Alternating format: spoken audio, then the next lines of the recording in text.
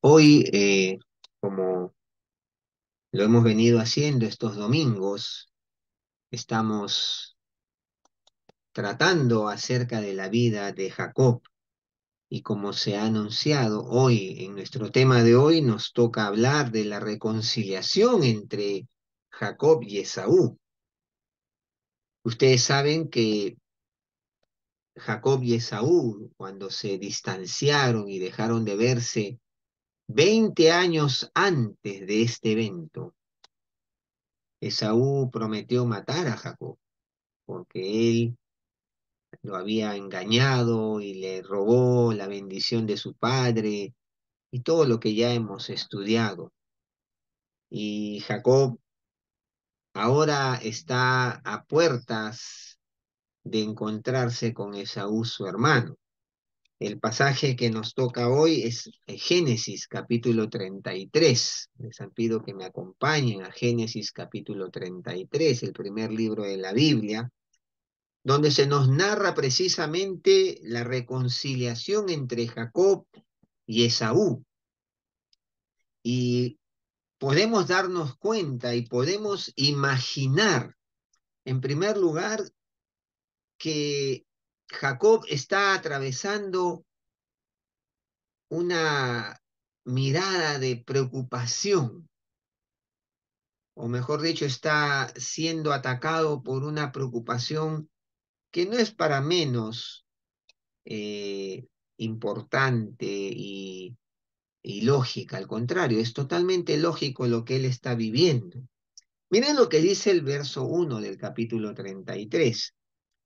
Alzando Jacob sus ojos, miró, y he aquí venía Esaú y los 400 hombres con él.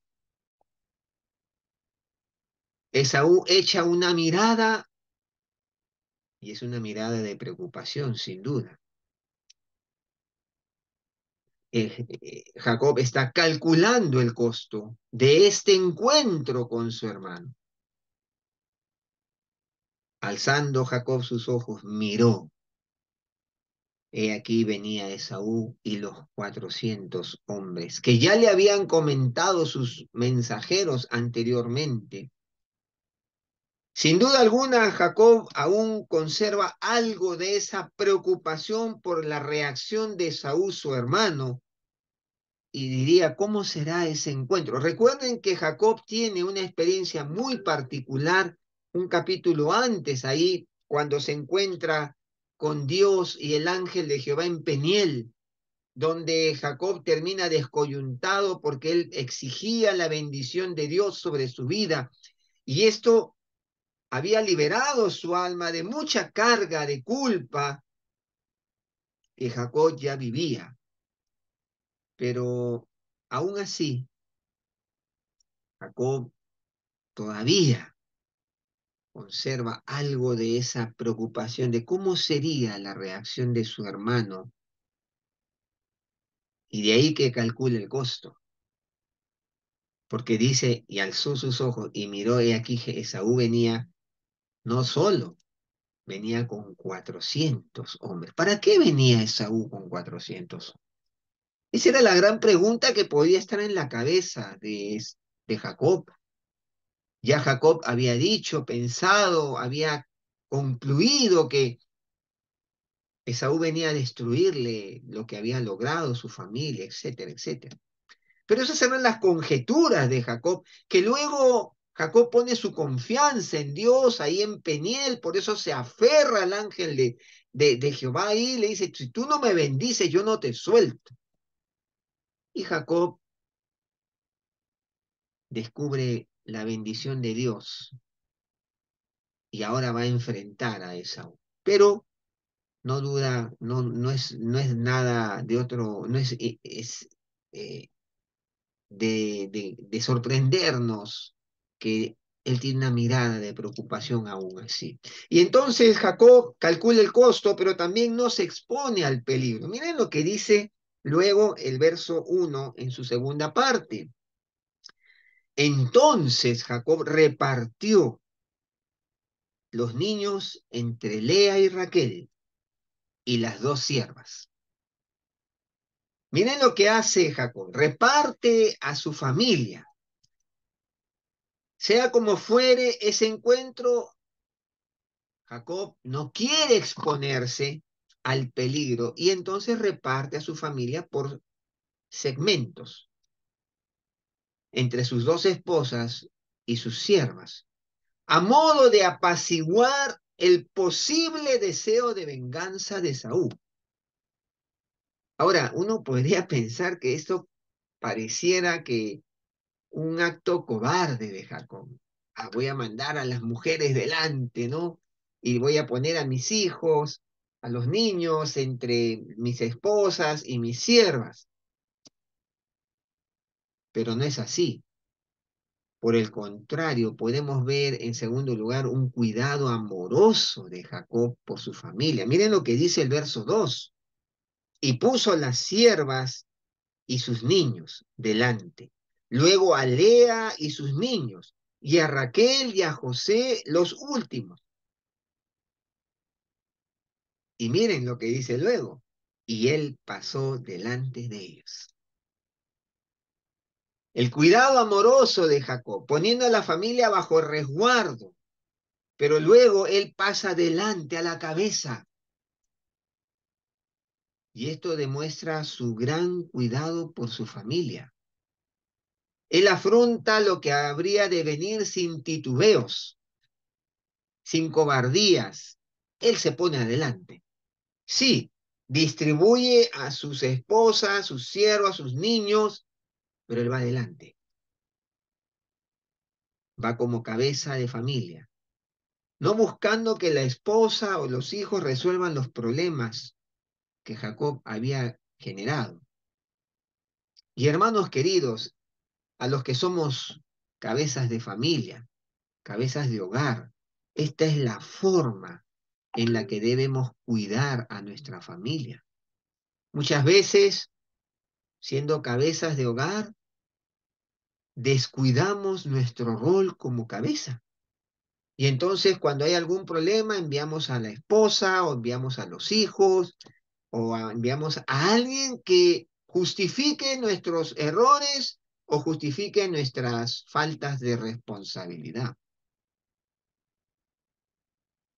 Y la verdad es que al ser cabezas, solo somos nosotros los que debemos resolver y enfrentar con valor y firmeza las demandas, las dificultades y los problemas que en la vida se plantean y sobre todo también en la vida de la familia. Jacob lo demuestra. Jacob enfrenta la situación y se pone delante de ellos. Como diría alguien, Jacob pone el pecho. Pero hay algo interesante también en este accionar de Jacob que se encuentra en la segunda parte del capítulo 3. Miren lo que dice. Y él pasó delante de ellos y se inclinó a tierra 7 veces hasta que llegó a su hermano. Mire usted, ¿qué demuestra esto en Jacob? Una actitud de profunda humildad. Se inclinó a tierra 7 veces. No cabe duda de que Jacob ha cambiado de actitud. Ha cambiado de actitud hacia su hermano y él ahora reconoce que sí dañó a su hermano, que sí lo engañó, que sí lo timó.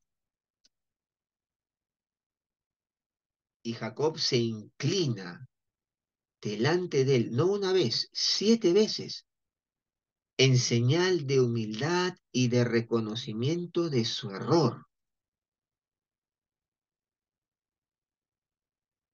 Interesante detalle, ¿verdad? Interesante detalle para imitar cuando queremos arreglar algún asunto con alguien a quien sabemos que hemos defraudado y lejos de justificarnos, deberíamos tener una actitud de humildad y de reconocimiento. Deberíamos de humillarnos para buscar sanear el daño hecho. y buscar la reconciliación, aceptando nuestro error y pedir perdón. ¿Cuántas veces, hermanos queridos, nuestro orgullo es tan grande que no nos permite reconocer cuando le hemos fallado a alguien? Jacob se inclina no una vez, 7 veces. Y de esta manera está reconociendo su condición, está reconociendo que se equivocó y está de alguna forma diciéndole de manera tangible, objetiva, hermano, perdóname. Se humilla, reconoce su error. Y miren lo que trae como resultado la actitud de Jacob. Miren lo que dice el verso 4. Pero Esaú corrió a su encuentro y le abrazó y se echó sobre su cuello y le besó y lloraron, dice. Qué cosa tan tremenda, qué respuesta. Un abrazo inesperado, lleno de emociones. Jacob sin duda está cosechando lo que ha sembrado en humildad y como consecuencia su hermano lo abraza de manera inesperada y llora juntamente con él. Porque la humildad, el reconocimiento, tiene como resultado una respuesta de amor, de compasión. Qué momento tan emocionante, ¿verdad? Se rompe el hielo y terminan tantos años de distanciamiento. En la vida de Jacob se rompe esa ansiedad que lo acompañó 20 años, que trató de olvidar. Pero cuando uno tiene un problema con alguien, difícilmente se olvida, ¿verdad?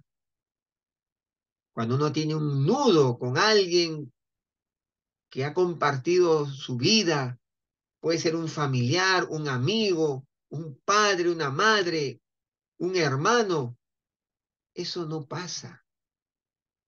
Es un nudo, es algo que está ahí como enquistado. Y Jacob lo experimentaba. Y en este momento se rompe el hielo. Terminan tantos años de distanciamiento, de angustia, tantos años de zozobra emocional. Y entonces recibe el perdón de su hermano en ese abrazo profundo, en ese llanto.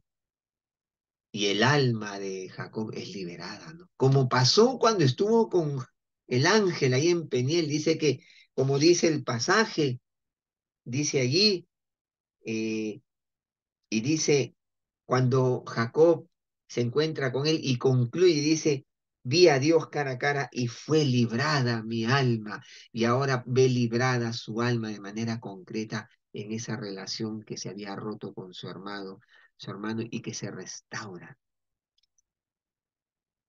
Ahora, miren ustedes el cuadro, ¿no? Jacob había hecho toda una estructura de encuentro con Esaú.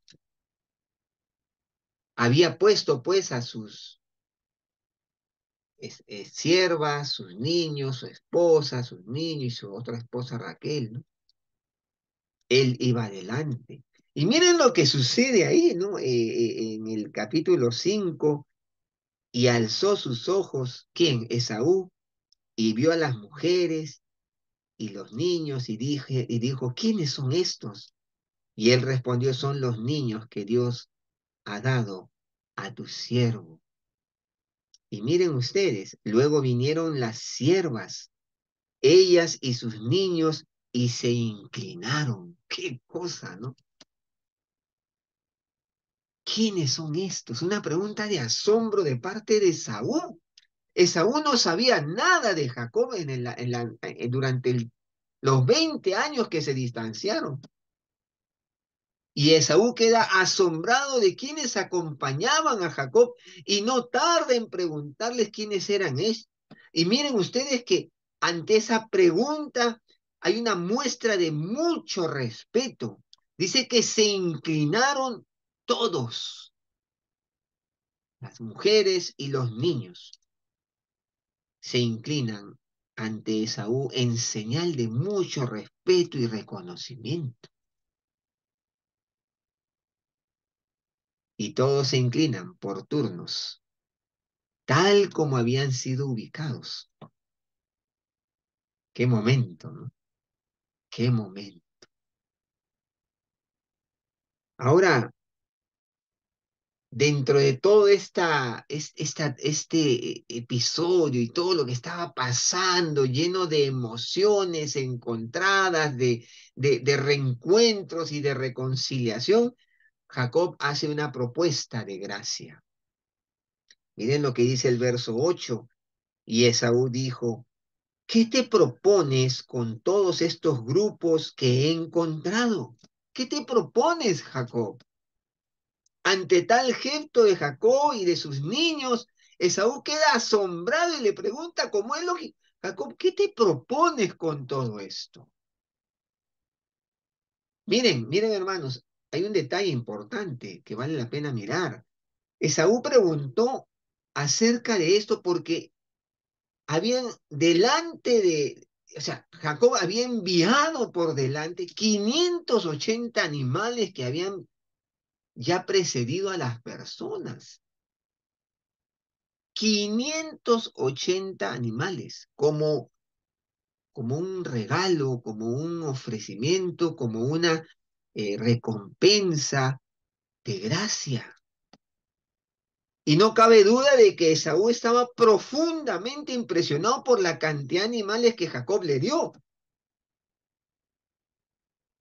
Sin duda alguna, Jacob expresa un detalle importante, el deseo de hallar gracia delante de los ojos de Esaú. Miren lo que dice el 8.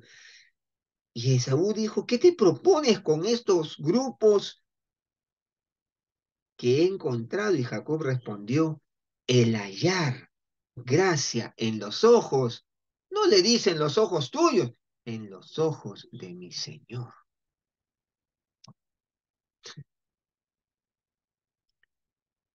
Miren cómo lo trata a su hermano, lo trata de Señor, lo reconoce como alguien importante que está sobre él, sinónimo otra vez de humildad.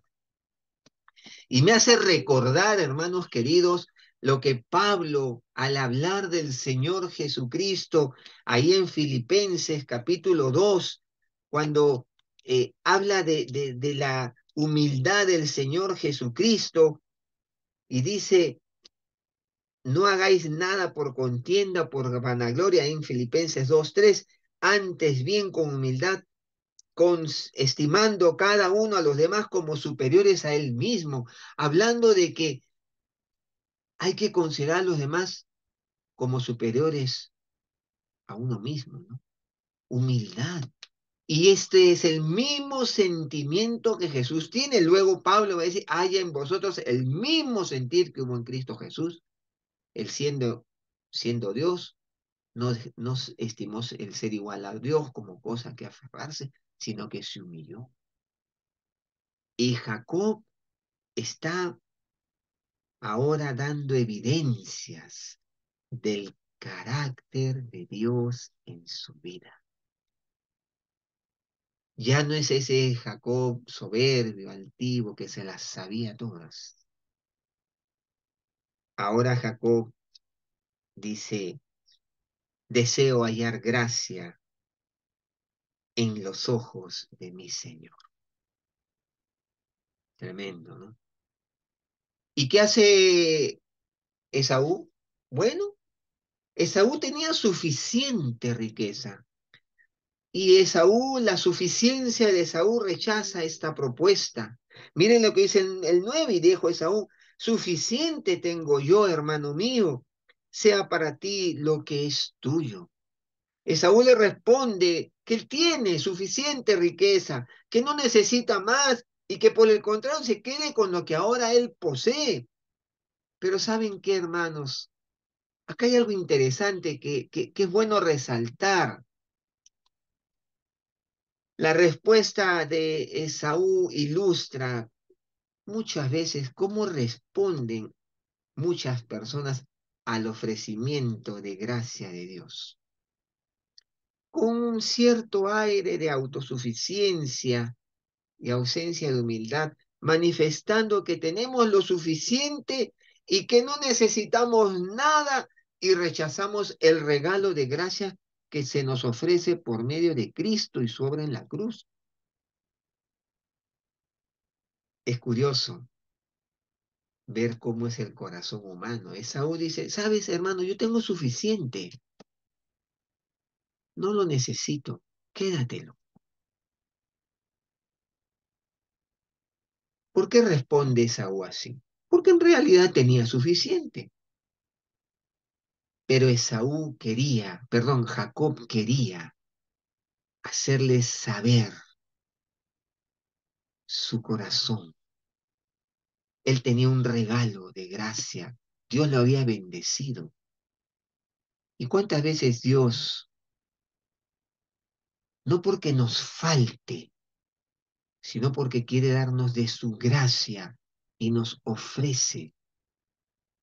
Y a veces le decimos que no, ¿no? ¿Y cuánta gente que tiene todo en la vida no recibe el regalo de gracia de Dios por medio de Jesucristo? Pero miren ustedes, Jacob no se queda allí, ¿no? Jacob dice en el verso 10, y dijo Jacob, no, yo te ruego, si he hallado ahora gracia en tus ojos, acepta mi presente, porque he visto tu rostro como si hubiera visto el rostro de Dios, pues que con tanto favor me has recibido. Jacob ruega, le ruega y la aceptación de tal propuesta. Yo te ruego, ahora acepta, te ruego. Jacob insiste para que Esaú acepte el regalo de gracia que le estaba haciendo. ¿Por qué? Él lo dice, porque había visto el rostro de Esaú como si hubiera visto el rostro de Dios. ¿Qué está diciéndole en resumidas cuentas Jacob a Esaú? Le está diciendo que Jacob había visto el favor y el perdón de Esaú como si fuesen el favor y el perdón de Dios. Eso le está diciendo. Como si hubieran sido el favor y el perdón de Dios mismo al ver la reacción de Saúl. Y saben, hermanos queridos, además de eso, Jacob reconoce que todo lo que él ahora tiene ha venido de la mano de Dios. Porque él dice, acepta, te ruego, 11, verso 11, mi presente que te he traído porque Dios me ha hecho merced y todo lo que hay aquí es mío. E insistió con él. Miren ustedes, le dice, mira, todo lo que yo tengo, Dios me lo ha dado. Jacob ha sido bendecido por Dios de una manera significativa y ahora quería que Esaú reciba estos presentes, ya no por el miedo que tenía de Esaú, sino ahora por amor. Tremendo el corazón de Jacob. Al principio el miedo lo consternó y le mandó 580 animales como presente, como restitución a lo que le había hecho y luego pone a sus familias delante y él se pone delante y hace toda una distribución. Pero ahora él quiere que acepte el regalo, ya no por el miedo, sino por el amor, por amor. Y luego de la insistencia, Esaú acepta, ¿no? Acepta el presente. Y entonces la reconciliación es consumada. Miren, hermanos queridos, que Esaú, mejor dicho, Jacob, no se conforma con que, bueno, ya no. Jacob quiere que todo quede zanjado. Jacob quiere que su oferta de gracia se acepte y que Esaú acepte el regalo y que lo acepte por amor. Y entonces la reconciliación es consumada. El verso 12 dice, y Esaú dijo, anda, vamos, y yo iré delante de ti. Anda, vamos, todo está arreglado, no te preocupes, anda, vamos. Tremendo, ¿no? Ya no es, ya, vete, no, vamos. Jacob y Esaú zanjan cualquier brecha que había habido entre ellos, y la reconciliación se ha dado, y la paz ahora gobernaba sus corazones. Y esta historia termina con un final feliz, ¿no? Como las historias a veces en las películas, ¿no? Cuando dice, y vivieron muy felices, y termina. Un buen final. Verso 18, miren lo que sucede. Después Jacob llegó sano y salvo a la ciudad de Siquem, que está en la tierra de Canaán, cuando venía de Padán Aram y acampó delante de la ciudad. Dios ha bendecido a Jacob y entonces llega a casa sano y salvo. La angustia que había embargado a Jacob ya no está. Ahora él llega sano y salvo. No solamente sano y salvo físicamente, sano y salvo emocionalmente, espiritualmente. Ya no tiene la angustia que lo persiguió durante más de 20 años. Ahora llega lleno de paz. Y ahí edifica casa para su familia. Y miren lo que dice. Y dice 19, y compró una parte del campo donde plantó su tienda de mano de los hijos de Amor, padre de Siquem, por 100 monedas. Edificó casa para su familia. Y finalmente edifica un altar para Dios. Y erigió, verso 20, allí un altar y lo llamó el Eloé Israel. ¿Qué significa eso? Dios, el Dios de Israel. Eso significa. Jacob levanta un altar para Dios con dos motivos muy claros que podemos ver en el relato y en su trayectoria. Primero, agradecimiento a Dios.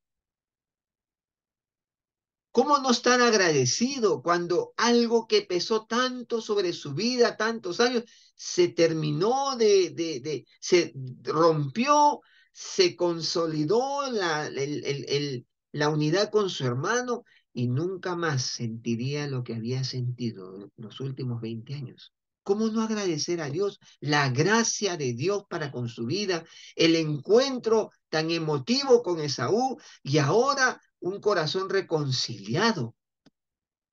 Y en segundo lugar, edifica un altar para Dios, para conservar el culto a Dios en medio de su familia. Porque ese altar que lo llama el Eloé Israel es Dios, el Dios de Israel.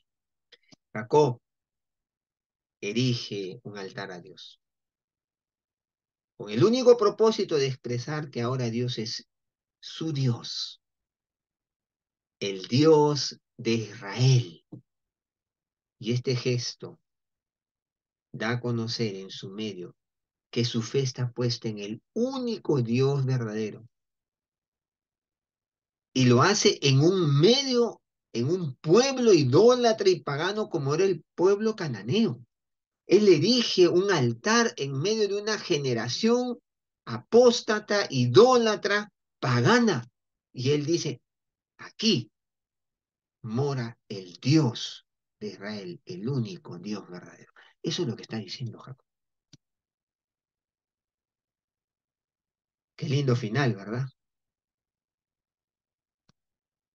Querido hermano, nuestra vida de fe es un constante avanzar.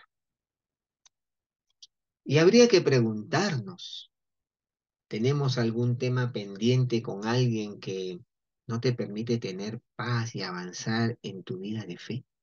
A veces tenemos temas pendientes, a veces tenemos resentimientos, amargura o distanciamientos con personas allegadas nuestras, familiares, hermanos, padres, amigos. ¿Qué cosa podría estar impidiendo que tu vida de fe crezca y avance? Pero no solamente saberlo, sino qué estás haciendo para revertir esta situación y solucionarla. Porque esas cosas generalmente nos tiran abajo en nuestra vida de fe. ¿Estamos buscando arreglar estos temas en nuestra vida o solo te estás escondiendo para no enfrentar tal realidad? Solamente te estás justificando o buscando una justificación que simplemente aplaque tu conciencia.